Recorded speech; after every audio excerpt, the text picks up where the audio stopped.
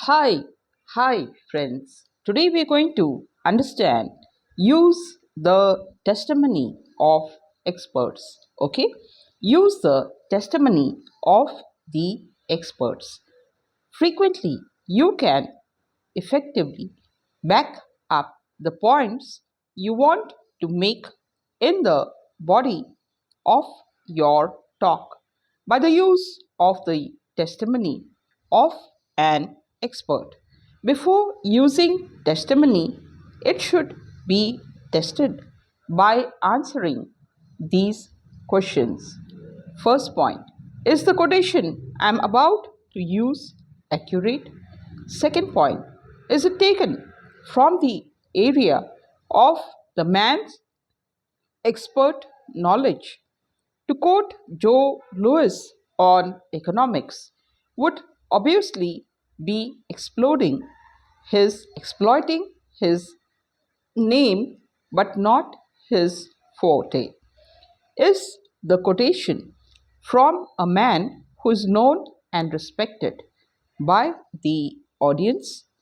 Fourth point: are you sure that the statement is based on first hand knowledge, not personal interests or prejudice?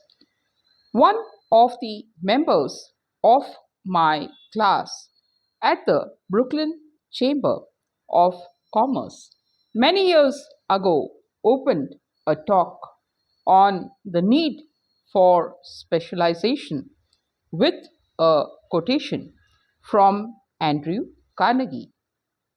Did he choose wisely?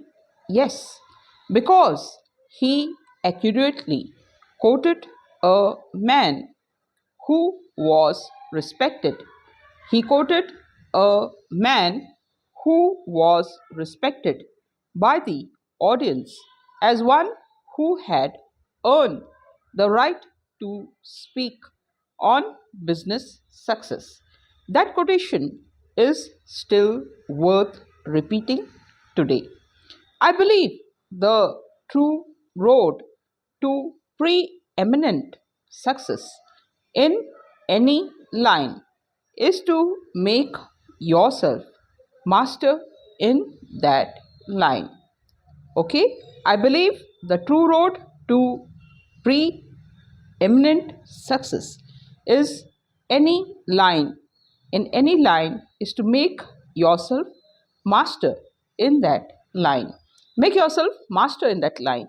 I have no faith in the policy of scattering one's resources.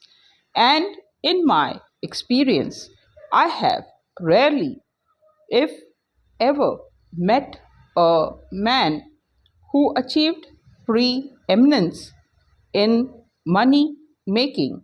Certainly never one, certainly never one in manufacturing who was interested in many concerns. The men who have succeeded are the men who have chosen one line and stuck to it. Now, use analogies.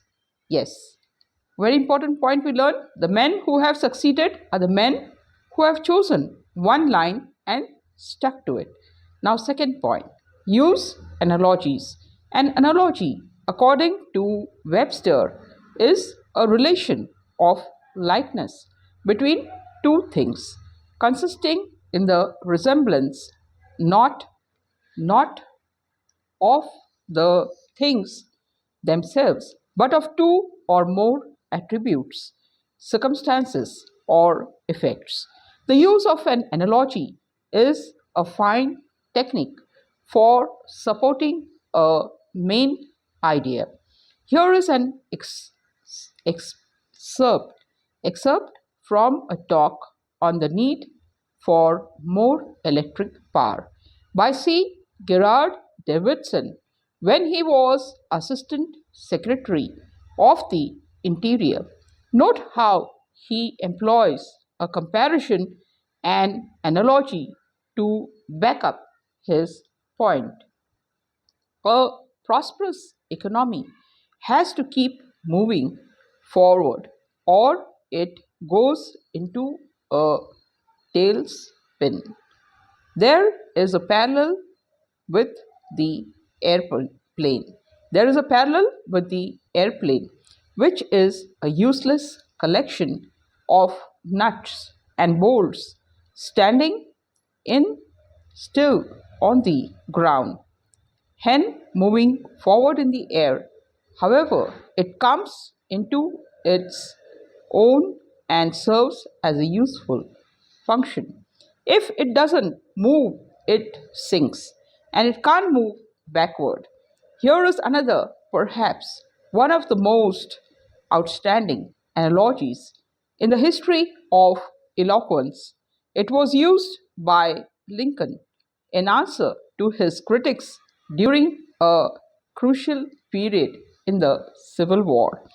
Gentlemen, I want you to suppose a case for a moment. Suppose that all the property you were worth wasn't gold. Suppose the property that you had was worth in gold and you had put it in the hands of Blondin, the famous rope walker, to carry across the Niagara Falls on a tight rope. Would you shake the rope while he was passing over it? Or keep shouting to him, Blondin, stoop a little more, go a little faster? No, I'm sure you would not, isn't it? You would hold your breath and as well as your tongue, and keep your hands off until he was safely over. Now, the government is in the same situation. It is carrying an immense weight across the stormy ocean. Untold treasures are in its hands. It is doing the best it can. Don't badger it, just keep still, and it will get you safely over. Okay, friends? So, this was for today. Be encouraged, do not quit in life.